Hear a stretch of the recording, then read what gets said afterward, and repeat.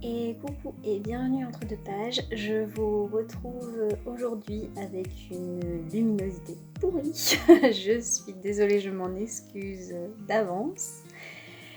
Mais c'est creepy, c'est Halloween et c'est le moment du point lecture d'octobre. Vu que j'ai lu peu de livres, j'ai lu 14 livres en octobre.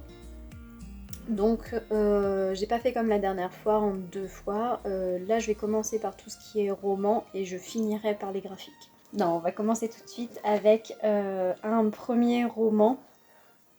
Donc j'ai lu Rendez-vous dans le noir de Otsuishi, c'est publié chez Pic et Poche. Là on est dans un thriller psychologique, on va suivre Michiru qui est une jeune femme qui a subi un traumatisme physique et qui du coup est devenue aveugle au fil du temps. Et en fait, à un moment, elle va rentrer chez elle, elle va s'apercevoir qu'il y a une présence dans sa maison et elle a entendu parler d'une affaire dans la gare à côté de laquelle elle habite, d'un homme qui, soi-disant, se serait fait pousser sous le train express et donc serait mort, assassiné, et que le tueur courrait toujours. Et en parallèle de ça, on va suivre Akihiro, qui est un jeune homme un petit peu mal dans sa peau, qui est assez isolé à son travail, et pas qu'à son travail d'ailleurs, isolé de base. Et il est, donc c'est la personne qui est chez Michiru, qui se cache chez Michiru. On va découvrir aussi les amis de Michiru. Elle n'en a pas beaucoup, mais elle en a quelques-unes. Et bah voilà, c'est un espèce de chassé-croisé de je me planque, tu me vois pas, enfin, et je suis là, et on a cette espèce de vie à deux assez étrange, mais franchement c'est vachement sympa. J'ai vraiment aimé ce roman. Euh, pour les amateurs de thrillers psychologiques et de littérature japonaise, parce que là on n'est pas dans le suspense voilà, d'un thriller américain où il y a plein de twists à chaque... non, là c'est très calme, il n'y a pas beaucoup d'action. Il se passe pas grand chose au final, mais tout est dans cette relation qui se noue entre Michiru et Akihiro, et franchement, enfin, c'est vraiment du très très bon roman japonais. Je le conseille très très fortement. Donc du coup, le roman suivant, je vais vous le mettre ici parce que je l'ai pu, je l'ai emprunté. C'est un crocodile, mais quel crocodile? De Béatrice Ozès. C'est une autrice espagnole. C'est chez Bayard Jeunesse. J'ai vraiment aimé ce roman parce qu'on va suivre Laura qui vient de perdre sa maman. C'est une petite fille, elle doit avoir 10 ans. Elle vient de perdre sa mère et du coup elle est envoyée chez sa tante qui la recueille en ville. Donc elle change d'environnement, elle est perdue, elle est en colère, elle est triste, personne ne veut l'écouter. Et on démarre avec une scène où elle est perchée sur un feu tricolore en pleine rue, en plein carrefour, et qu'elle ne veut pas descendre. Voilà, donc on démarre comme ça, et voilà. Et elle va aller faire un tour dans un parc avec sa tante qui va l'emmener pour la détendre dans un parc naturel de la ville.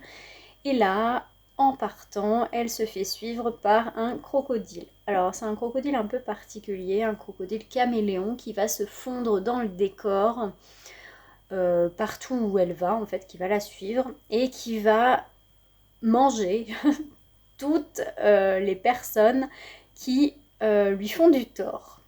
Donc, un compagnon crocodile, c'est assez rocambolesque, hein, franchement. Enfin, moi, ça m'a fait rire parce que c'est un traitement du deuil qui est assez particulier quand même. Mais elle est très attachante en fait, la petite fille.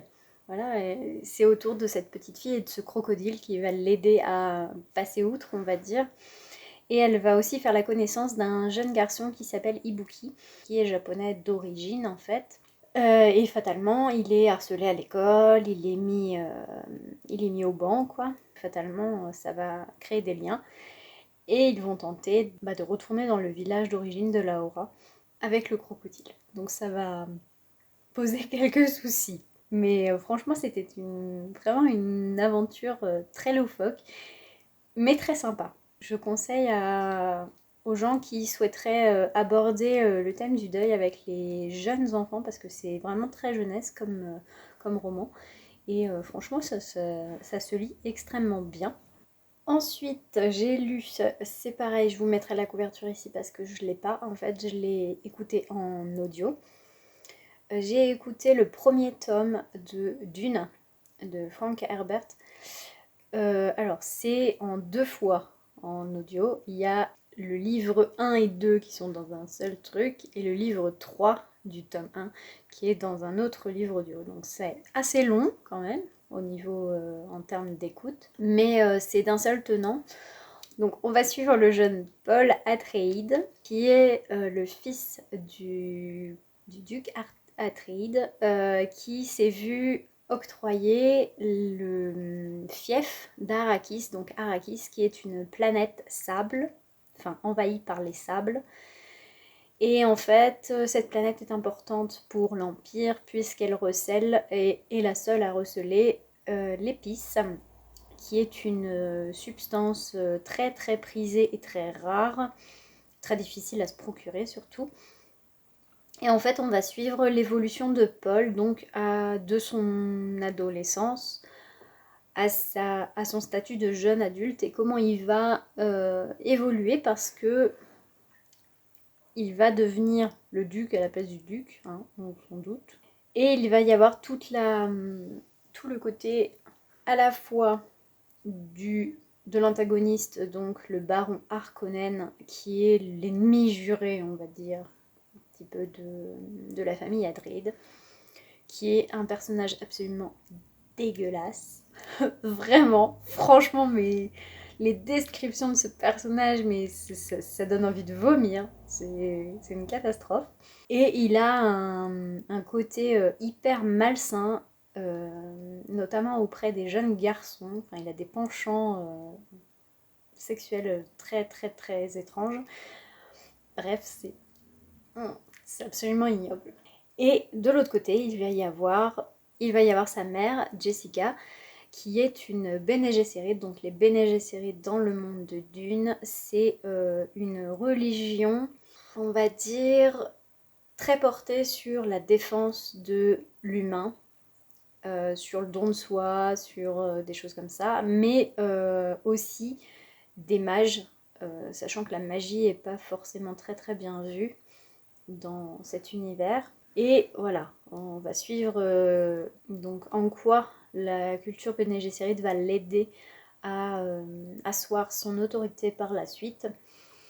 Et après, il va y avoir toute la thématique sur les Fremen, qui sont les autochtones en fait de la planète, toutes les coutumes Fremen, la mythologie. Il y a vraiment tellement de choses dans ce bouquin. Un livre univers, ça fait partie des livres univers où il y a tout en fait. Il y a les paysages, il y a les coutumes, il y a la mythologie, il y a la religion, il y a la politique, il y a tout. En un seul tome, on a vraiment tout qui nous claque à la tronche. Voilà, on est en plein dedans, vraiment immergé en plein dans les sables, très complexe, il y a plein d'embranchements politiques. Là c'est que le premier tome et je me dis que ouais, il y en a au moins 4 ou 5 derrière. L'évolution du personnage de Paul est assez exponentielle en fait. Je suis curieuse de lire la suite. Après, c'est à réserver aux amateurs de science-fiction pur jus, hein. Là, si vous aimez pas ce qui se passe sur une autre planète, si vous aimez les choses qui se passent un petit peu avec du concret, du réel de la Terre, n'y allez pas, hein, parce que clairement, on est carrément sur un autre monde et une autre planète, et voilà, et d'autres mœurs. Ça demande un temps d'adaptation assez certain. Ensuite, du coup, je vais vous présenter Les Enfants d'Erebus de Jean-Luc Marcastel. On voit absolument rien, je suis désolée. J'espère que vous verrez quelque chose quand même, parce que cette couve déjà est très très jolie, donc ça serait dommage. Donc c'est chez J'ai lu. On est à Paris en 1935. On va suivre la jeune Jade qui a 16 ans, qui vit avec son père. Sa mère a disparu, enfin on ne sait pas trop ce qu'il en est de sa maman. Son père est archéologue. Il a découvert, enfin ses collègues ont découvert quelque chose qui se cache au fond de l'Antarctique et ça pourrait bien porter préjudice à l'humanité entière. Ils ont fait venir de là-bas un obélisque bizarre, étrange, dans un métal inconnu, enfin dans une pierre inconnue, veinée, assez, voilà, assez obscur et que Jade a très envie de découvrir. Elle a un peu un caractère bien trempé, hein, elle n'a pas de problème. Pour l'époque, tout du moins, et elle s'en laisse pas compter. Elle a fait des. Son père l'a initiée aux armes, enfin au maniement des armes, l'a initiée aux techniques de combat, donc elle a tous les moyens pour se défendre, il n'y a pas de problème. Et le problème, c'est que des gens vont en avoir après la fameuse découverte de ce site d'Antarctique. Donc ça m'a fait penser beaucoup à... Il y a vraiment des accents à la Barjavel. Ça m'a fait penser à la Nuit des Temps, en fait, de Barjavel, qui aussi se passe en Antarctique et dévoile un secret qui est là-bas. Donc là, c'est le même principe. On a aussi un petit peu des accents à la Lovecraft parce que on va se retrouver avec des créatures venues d'un autre pan dimensionnel, des créatures absolument effrayantes. Je sais même pas si c'est catalogué en jeunesse, mais je crois pas parce que moi je pensais naïvement. Ah non, c'est pas catalogué en jeunesse du tout en fait. C'est pas étonnant alors. Donc ce n'est pas un livre jeunesse, c'est adulte, hein. Et ça se confirme quand on le lit. Hein. Moi j'étais très étonnée, je fais mais... Oula, attends, ça attend 5 secondes, ça fait flipper ton truc. Donc ça fait un peu peur au niveau des créatures. Enfin moi je suis une flippette, donc voilà, ça marchait sur moi. On va suivre la quête de Jade pour découvrir qu'est-ce que cache ce mystérieux obélisque et pourquoi il est en lien avec un espèce de gang, enfin, oui, de gang de nazis qui cherchent à prouver la supériorité de la race aryenne, parce qu'on là on est juste avant la Seconde Guerre mondiale. Hitler est au pouvoir depuis 2 ans. Le problème c'est que cette découverte pourrait bien les y aider. On a toute une scène sous Montmartre, sous les bas-fonds de Paris. C'est très immersif là encore, mais plutôt hâte de lire la suite et j'ai vraiment accroché ce premier tome. Si vous êtes amateur de récits historiques, le côté un petit peu guerre de société secrète, c'est tout à fait ça. Et de tout ce qui est intrigue à la Indiana Jones, lancez-vous parce que franchement c'est super. Ensuite j'ai lu un classique. Alors là c'est la version papier, moi je l'ai lu en version audio. C'est La Petite Fadette de George Sand. C'est, on va dire, mon coup de cœur d'octobre. Cette circonstance avec la couverture sorcière. Donc c'est une histoire où on va rencontrer des créatures fantastiques. Mais c'est surtout une histoire sur les sorcières et la vision qu'ont les gens de l'époque des sorcières, de ce qu'est une sorcière. On va suivre d'abord un duo de jumeaux, donc c'est Landry et Sylvinet, qui sont très liés dès l'enfance. Le problème c'est que quand Landry essaye un petit peu de s'émanciper, de travailler et tout ça, Sylvinet reste dans son cocon avec sa mère. Il veut pas changer en fait, il veut pas changer les choses. Et les choses se compliquent encore plus quand Landry va rencontrer Fanchon, donc Françoise, la petite fille de la mère Fadet, considérée comme une guérisseuse par tous les gens du coin et un petit peu sorcière. Et on se doute que Fanchon pourrait avoir des penchants sorciers elle aussi, d'autant qu'elle est un petit peu mise au banc puisque la mère de Fanchon s'est barrée d'avec son mari, ce qui à l'époque est proprement scandaleux. Donc on est avec ces femmes libres de toute emprise masculine, ce qui est loin d'être courant à l'époque. Et Landry va peu à peu s'attacher à Fanchon. C'est une histoire d'amour entre ces deux personnages. C'est une histoire d'amour aussi avec son frère, d'amour fraternel. C'est une histoire d'amour filial, puisqu'on a le personnage des parents de Landry et Sylvinet qui sont très présents, très liés.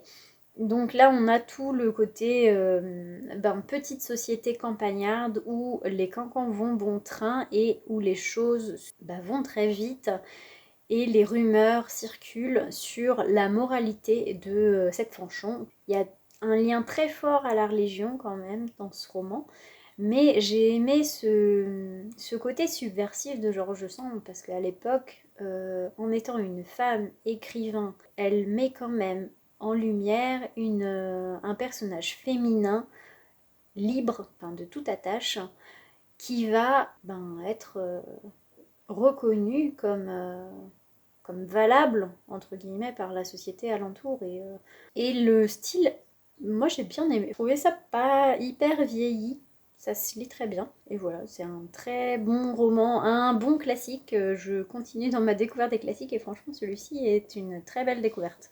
Ça donne envie d'aller lire d'autres choses de George Sand. Ensuite, je vous le mettrai ici parce que je l'ai sur la liseuse. Donc Premier Contact, c'est un recueil de nouvelles sur les premiers contacts extraterrestres. Donc on va tout aborder, que ce soit la religion, la sexualité, la différence de mœurs entre les humains et les extraterrestres, que ce soit du bon côté ou du côté malsain, les dérives ou les choses qui peuvent faire mieux. Des histoires d'amour interracial entre les races extraterrestres et la race humaine. Donc c'est très varié au niveau des styles. Il y a des grands noms de la science-fiction qui ont participé à ce recueil. C'est un recueil qui a 15 ans, donc ça commence à faire. Mais les réflexions sont toujours aussi actuelles et franchement ça se lit extrêmement bien comme tous les recueils de cette collection et de cette maison, de la collection Autre Monde. Ça se lit très très facilement et c'est très abordable. Je le conseillerais pas à des jeunes ados, plus à des ados qui ont déjà un petit peu de bouteille au niveau de la SF parce qu'il y a quand même des nouvelles assez acides, notamment la nouvelle qui s'appelle Arthro de Joël Wittenberg qui est assez crade, on va dire, sur certains trucs. C'est très gore, quoi, donc à conseiller plutôt aux ados qui ont déjà un petit peu un passif avec la SF. Et je termine avec un roman que j'ai relu en audio une fois encore, mais là je vous présente la version papier. C'est Le Parfum de Patrick Suskind. On est sur l'histoire de Jean-Baptiste Grenouille, qui est un jeune homme né dans le sang, né dans la crasse, né dans c'est absolument immonde la scène de sa naissance au départ. Et on va le suivre en fait de sa naissance à sa mort. Et il a vécu au 18e, oui c'est ça, 18e siècle en France. Il cherche absolument à devenir le plus grand parfumeur du monde. Il a un nez incroyable.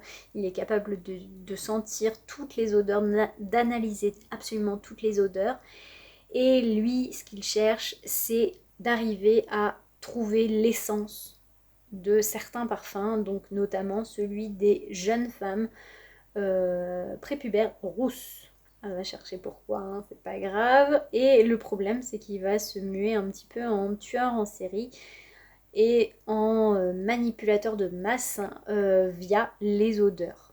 Et franchement, il est immonde ce personnage. Ce personnage est immonde et pourtant le roman est super. Donc ça fait partie de ces héros qu'on adore détester. Enfin, même pas on adore détester, on le déteste, quoi, c'est tout.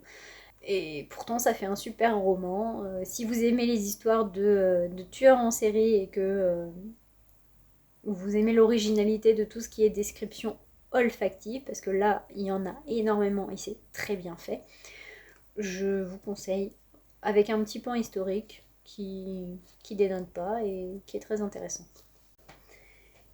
Donc on commence par la série de BD, je vous mettrai les couvertures ici parce que je l'ai emprunté et du coup je ne l'ai plus. Donc il s'agit de L'étrange boutique de Miss Potimari de Ingrid Chabert, c'est chez Jungle. Donc là vous avez le tome 1, je vous mettrai le tome 2 et 3, enfin je mettrai peut-être les 3 tomes parce que je vais vous faire la chronique des 3 tomes. On va suivre la petite Betty qui fête ses 9 ans, à qui sa mère offre un appareil photo et elle décide de sortir pour faire des clichés dehors. Et elle va tomber sur une petite boutique qui paye pas de mine, un petit peu genre brocante. Donc la boutique de Miss Potimari, elle va rentrer et en fait la vendeuse ressemble à un petit peu à une sorcière. Et elle va jeter son dévolu dans cette boutique sur une boîte à secrets japonaise. Elle va la ramener à la maison et le problème c'est que quand elle va l'ouvrir, elle va receler des secrets sur des gens de l'entourage de Betty. Donc elle va faire une petite enquête. Donc elle va continuer dans le tome 2 son enquête avec le fils de l'ancien voisin de Miss Potimari qui s'appelle Tristan. Donc il y a tout un cheminement en fait. Le premier tome est sur la boîte à secrets japonaise, le deuxième tome est en lien avec un grimoire à l'alphabet codé, et le troisième tome se déroule sur une île, voilà, une île déserte. Et il y a une histoire de voyage dans le temps, il y a une histoire de secret familial. C'est très mignon au niveau des graphismes, c'est hyper coloré. C'est franchement une belle aventure à proposer aux plus jeunes lecteurs et ça se lit absolument tout seul. Ensuite, la quatrième BD que j'ai lue, c'est Un été d'enfer de Vera Brosgol. C'est chez Rue de Sèvres.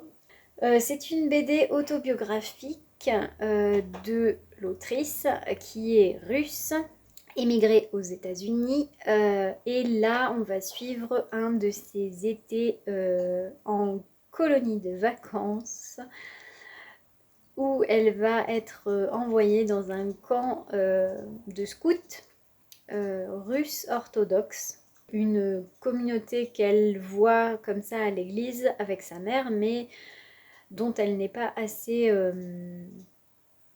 familière pour être complètement intégrée en fait. Et donc c'est assez particulier. J'adore les graphismes de cette BD parce que les visages sont hyper ronds et très jolis et tout est dans ces tons de vert.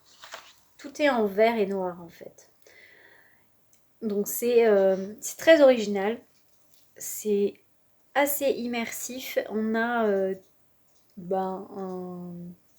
une tranche de vie assez drôle et en même temps touchante de cette petite fille qui devient une jeune fille, très transitionnelle en fait comme récit, et tous les éléments sur les camps de scoutisme à l'époque aux États-Unis et comment les émigrés s'intègrent ou ont des difficultés justement à s'intégrer aux États-Unis. Je trouvais ça très très intéressant. Donc franchement, un vrai coup de cœur. Je suis contente que ma médiathécaire me l'ait conseillé parce que franchement, je ne serais pas forcément allée vers ce livre. Mais ça se lit extrêmement vite. Donc voilà, je le conseille très fortement celui-ci. Ensuite, j'ai lu le tome 10. Je vous le mettrai là parce que je ne l'ai pas. Je l'ai plus. Le tome 10 du Maître des livres de Chinohara Umiharu chez Komiku.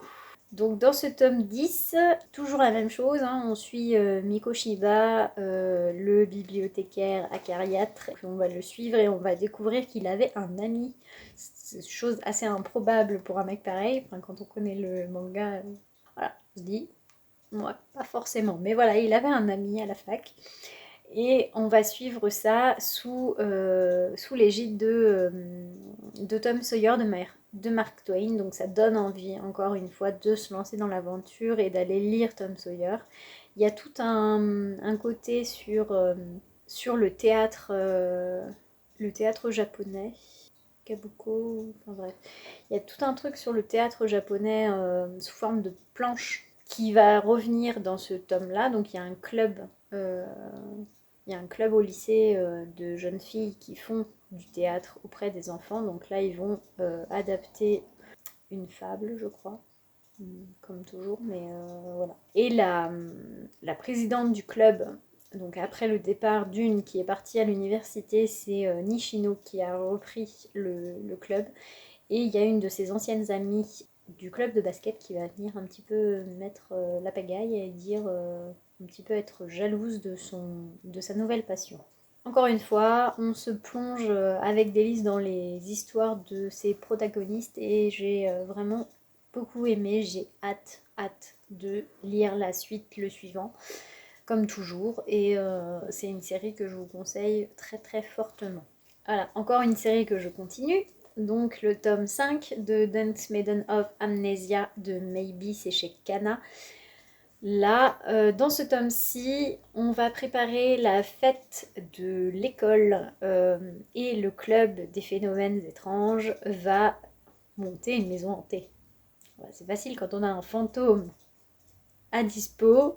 Franchement, c'était le truc à faire. Donc voilà, donc ils montent cette espèce de maison hantée.